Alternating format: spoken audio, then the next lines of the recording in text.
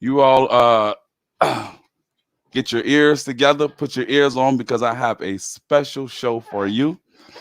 And I cannot start without doing my what's the interlude. So let me do that, and we're gonna get on with the show. Let me see if I can get some little music for us. Okay, get a little music going. Hold on for a second. Mhm. Okay, you hear that? You hear that? You can hear that? Yeah. Can you hear that? Is that too loud? Not on my end. Okay, so you can hear what you hear. You hear the little music. Yes. Okay, here we go. Welcome to Third Eye Visions, where we motivate the blind, stimulate your mind, and welcome all kind. Charles Bonnet syndrome, hallucinations of the blind. I tell you, I was shocked to hear of such conditions amongst the blind. I wanted to know more about it, and I found someone who can give me her expertise and share some enlightenment on this particular topic. Her name is Diane Thompson. She is an occupational therapist of over 24 years. She has worked in different areas such as schools, rehabilitation centers, psyche units, and home health. She has always been interested in vision, which prompted her to specialize in impairment. People, this is what I want to tell you before we start this particular topic and this subject and delve into it. I want to make sure you subscribe, hit that notification bell, and let me know what you don't like about it. Also share and give me some comments. So without further ado, what I'm gonna do, I'm gonna play a clip before we start and bring on Miss Thompson and talk with her to start us off on our journey uh, about Charles Bonnet syndrome, and it's by a doctor by the name of Dr. Uh, Charles Charles. Yeah, Bonnet. yeah. Well, and he's going to enlighten us on this particular topic. So y'all check it out.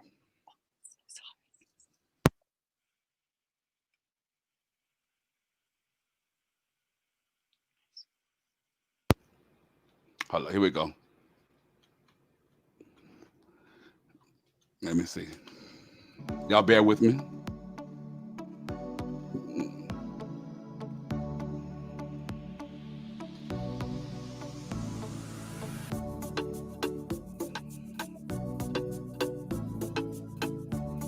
Okay. Oh yeah. Want to get the echo out there. So y'all check it out. Here we go. Oh, technical difficulties. That's what it is. They don't want to act right today. Today's Monday.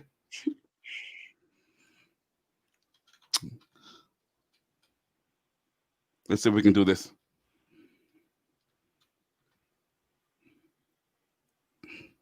And it still won't play. Technology is something. Just give me one more minute, and we're gonna get it started with.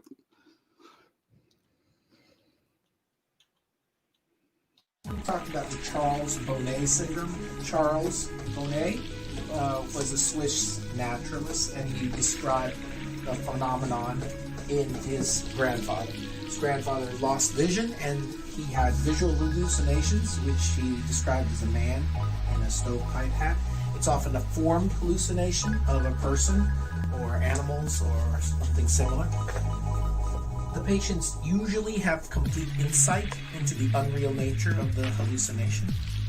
They don't have any auditory component, that is, the hallucination doesn't talk. And there can't be any delusional construct behind the visual hallucination. That is, there's no reason why the person is there. It's not like the CIA sent them to kill them or anything like that. So it's caused by decreased vision.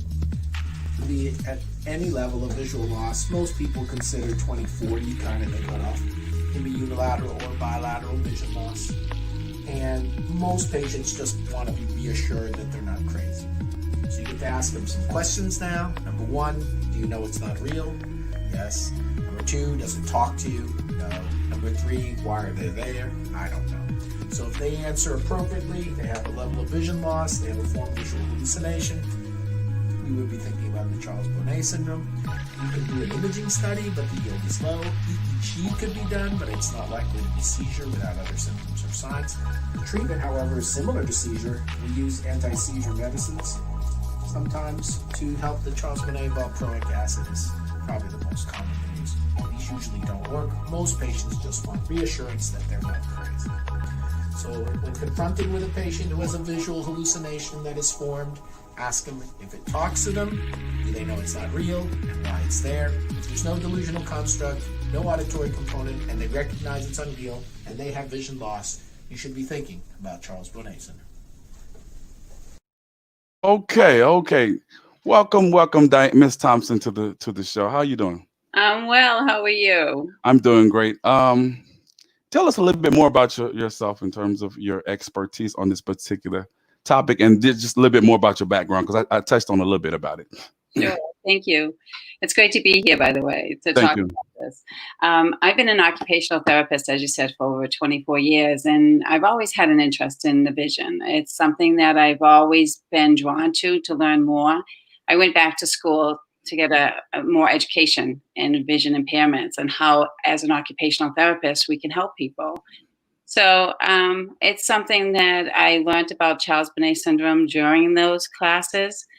And I found that a lot of the clients or patients that I worked with had it. So it really, it's an odd syndrome, and it's fascinating at the same time. So it's something that, as far as a visually impaired person, they need to know about. But as an OT and doctors, not a lot of people know about it. So it's good Okay. to explain that. Okay. Well, let's get into the $50,000 question. As you know it, what is Charles Bonnet syndrome in your own terms? If you can also break it down so that we, because I know you have the expertise and the big terms and whatnot. So, like, break it down into so that we all can understand it. So, go ahead. Sure. As the video clip talked about, it was discovered back in 1760 by Charles Bonnet. His grandfather were having these visual images, and they weren't real, and he knew they weren't real, and he had a vision impairment. The man was mentally sound. There was nothing psychiatric going on as far as a mental illness. He was very intact. He didn't have dementia or anything. And when Charles Bonnet wrote about it in 1760, not much was done about it until the mid 1900s, and they started to look at it again. And they found that a lot of people that have a vision impairment will have these visual images that are not real, and they see things, and it can be a variety of things that they see. Some are very easy for them. They have, like, they might see little children, they might see flowers, and then other people have some horrific visual hallucinations. And it's not that they're losing their mind, it's just that the visual system is trying to make sense of what they're seeing. Okay. Wow. As I mentioned earlier, this is something new. I have never ever heard of this particular syndrome or condition. And pardon me if I may use I don't want to use the wrong terminology, but yeah, it was definitely new to me, because I discovered it on Facebook that some people were talking about it. And I want to thank you for coming on and talk about it. My next question is this common in, like, blind people only, or that's one part of the question? And if so, if it's not, or after answering that question, does it resonate amongst totally blind people, or you have to have some sort of sight? Impairment. That's where they start to divide the visual hallucinations for Charles Bonnet, is they have to rule out all these other diseases or disorders. They want to make sure they don't have dementia, they don't have, like, schizophrenia or any other mental illness that might contribute to having a visual hallucination. So they have to rule out all these different other disorders in order to come to the Charles Bonnet syndrome.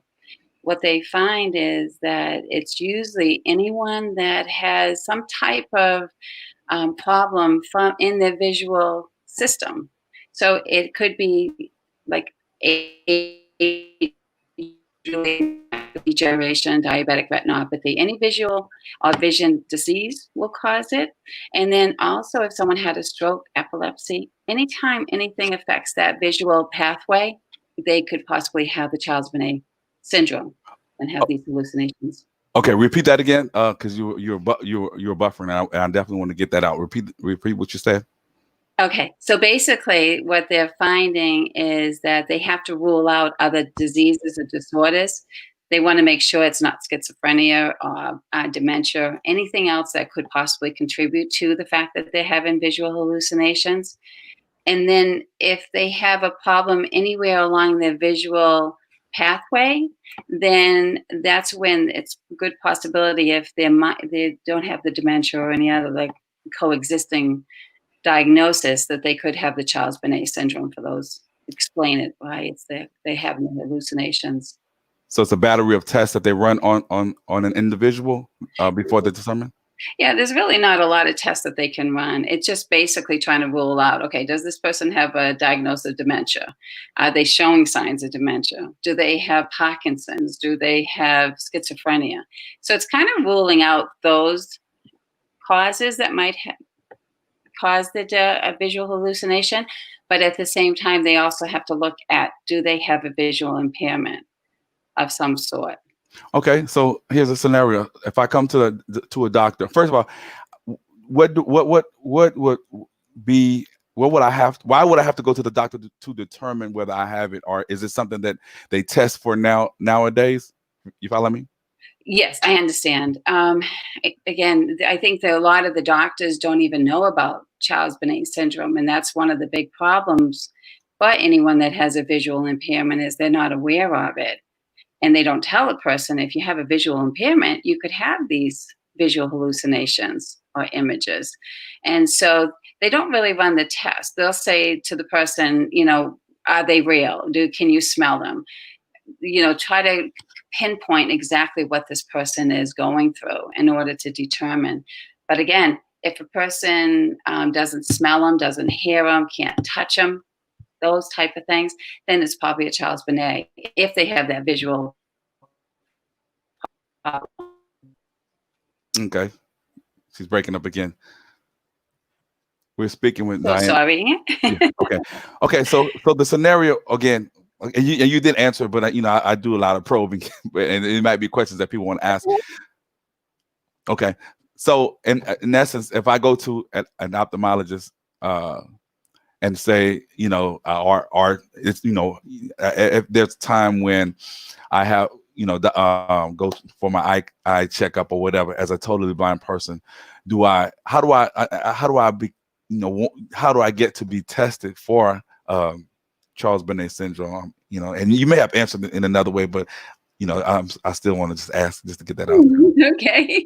And again, there's really no test for it. That just has to be ruled out.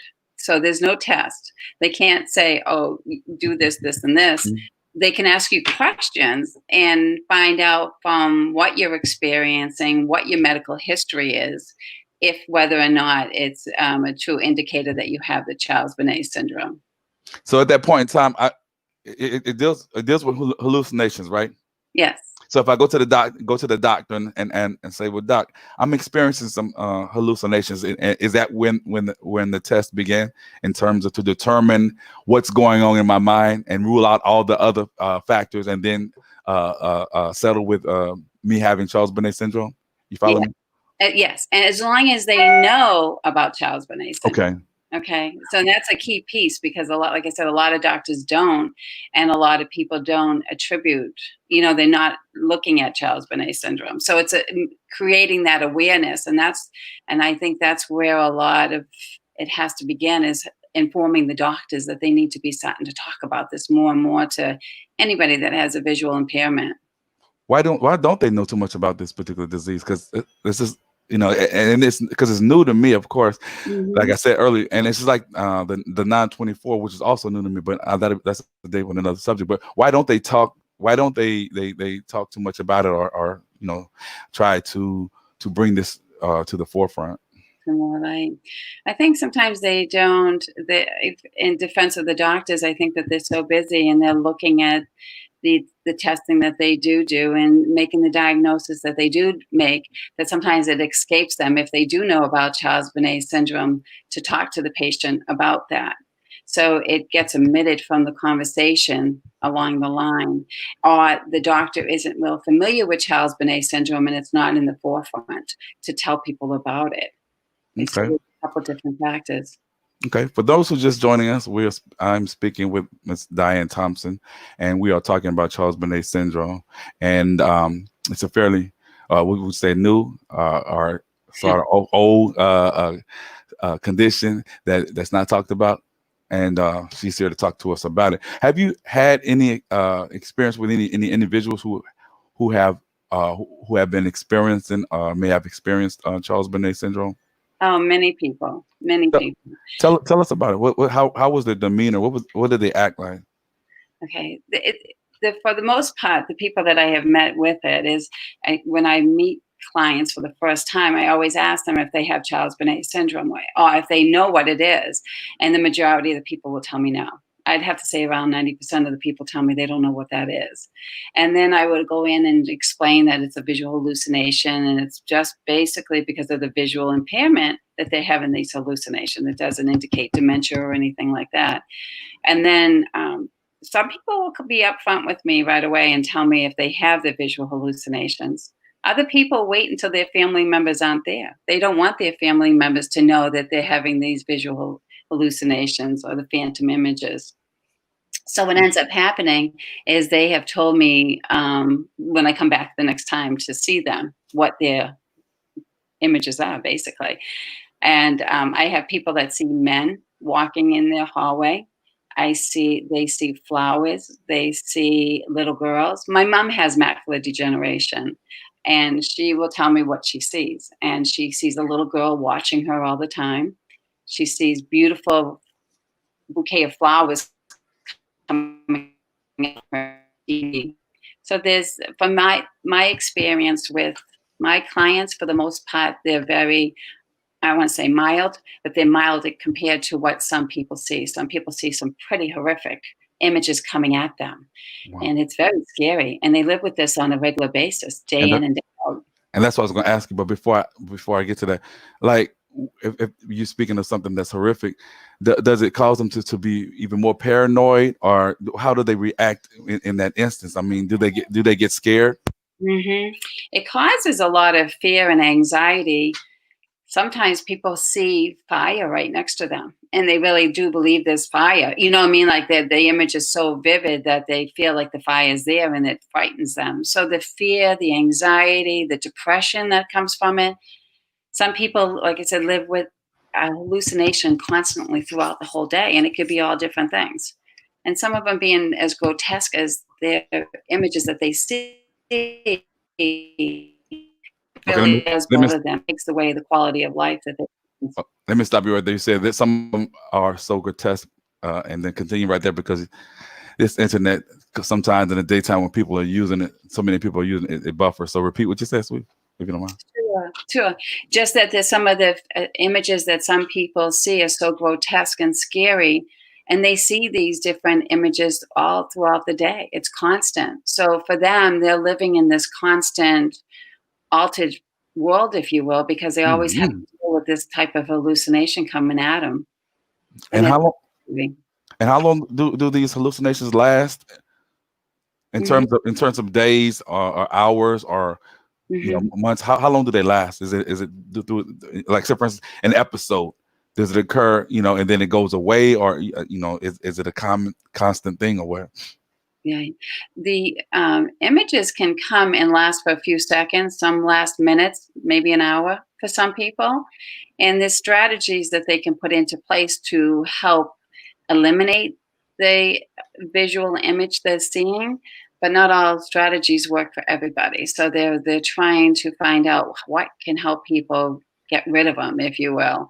So, but yeah, it for each person, each hallucination that they see, it's all different. The timing and what they see, And the picture. and according to your expertise, what can help these episodes, if I may, for lack of better words, what can help these episodes at least leave or go away, temporarily because you know. There's a different strategies that they can put into place. They can put a flashlight underneath their chin so the light goes up. They don't want to put it in their eye. That might help. Looking away might help. Some people will try to swipe at the image and that might make it disappear. Sometimes just changing the room, getting up, walking, changing your position, going into another room and coming back. But each one of them is different. There's a Dr. Dominic Fitch. He's like the expert in Charles Bonnet syndrome. He's done a lot of research in that. And he has come up with an exercise that you can do with your eyes and keep working at that. And like it's a matter of keeping your head still, turning your eyes left to right every second for 15 seconds. And you answered my question because I was going to ask you if an episode occurs, what is a person to do in order to try to at least alleviate these particular episodes? You definitely answered. You can continue. Okay. So there's different strategies out there for the person. And it might be just, again, what they can physically do. But they're finding that research to people that ginger, I'm sorry. You were talking about research? Yes, I was saying that not research as much as, but talking to different people, they're finding that ginger is a natural ginger helps eliminate or decrease the amount of hallucinations they see. Omega-3s might help, omega-3 oil. And there's just different things that they can try, but there's no cure for it. Okay. Definitely, man. You have definitely enlightened me on this particular topic. As we conclude, because I don't want to take up too much of time, I'm glad you're here. Just give us a little rundown as to briefly for those who just joined us, what it is and what can a person do in order if they are experiencing any of these episodes and things like that. Just a little bit, just a little summarization. Basically, I would say that if they are experiencing Charles Bonnet syndrome, not to be afraid to talk to people about it, because there are things that can be put into place to help them cope with it. And the more that people know about Charles Bonnet, and if they do have a visual image or hallucination, is to have things put into place, like the lighting change, anything like that, to help diminish it. But definitely talk to the doctor. I would suggest anybody that has it, any family member or caregiver, to go to the charlesbonnetsyndrome.uk website. The woman that developed that, Judith Potts, her mom had it. And so she's on a mission to get the word out. And she's got a fabulous website that you can go to, anybody can go to and get more information. But I think it's to talk about it. Don't be afraid, because they find the more you're afraid of what's going on, or the more you keep it to yourself, the more vivid and maybe not so nice images come to you. So you don't want to be stressed. You want to kind of keep relaxed about it. Okay, y'all, please, definitely, if y'all know anyone who's experiencing any, and again, tell them again what to look for in a person who in any of their loved ones, if they want to see if they are experiencing anything such as this. I think that let's open the conversation and ask them, have you ever heard of Charles Bonnet? Did the doctor tell you about this? And that's what I did with my mom. I said, Mom, did anybody ever tell you about Charles?